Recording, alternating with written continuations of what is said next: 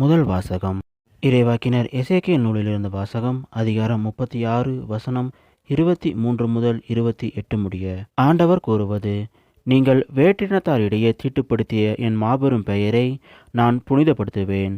அப்போது உங்கள் வழியாய் அவர்கள் கண்முன்னே என் தூய்மையை நிலைநாட்டும் போது நானே ஆண்டவர் என்பதை அவர்கள் அறிந்து கொள்வார்கள் என்கிறார் தலைவராகிய ஆண்டவர். நான் உங்களை வேற்றினத்தாரிடமிருந்து அழைத்து பல நாடுகளிடையே கூட்டி சேர்த்து உங்கள் சொந்த நாட்டுக்கு திரும்ப கொணர்வேன். நான் தூய நீரை உங்கள் மேல் தெளிப்பேன். நீங்கள் உங்கள் எல்லா அழுகையிலிருந்தும் தூய்மையாவீர்கள். உங்கள் எல்லா சிலை வழிபாட்டு தீட்டையும் அகற்றுவேன். நான் உங்களுக்கு புதிய இதயத்தை அருள்வேன். புதிய ஆவியை உங்களுள் புகுத்துவேன். உங்கள் உடலிலிருந்து கல்லாலான இதயத்தை எடுத்துவிட்டு சதையாலான இதயத்தை பொருத்துவேன். என் ஆவியை உங்களுள் புகுத்துவேன்.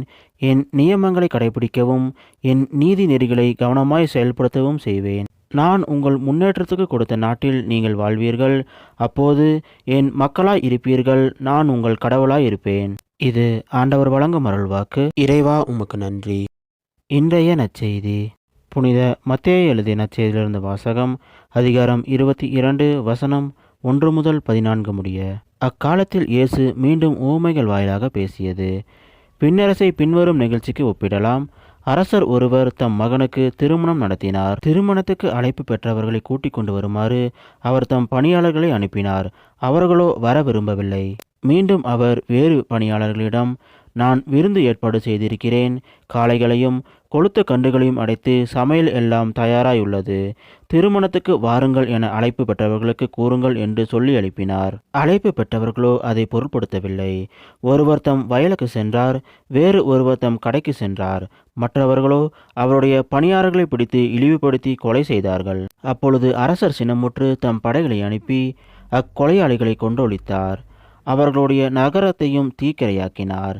பின்னர் தம் பணியாளர்களிடம், திருமண விருந்து ஏற்பாடாகியுள்ளது.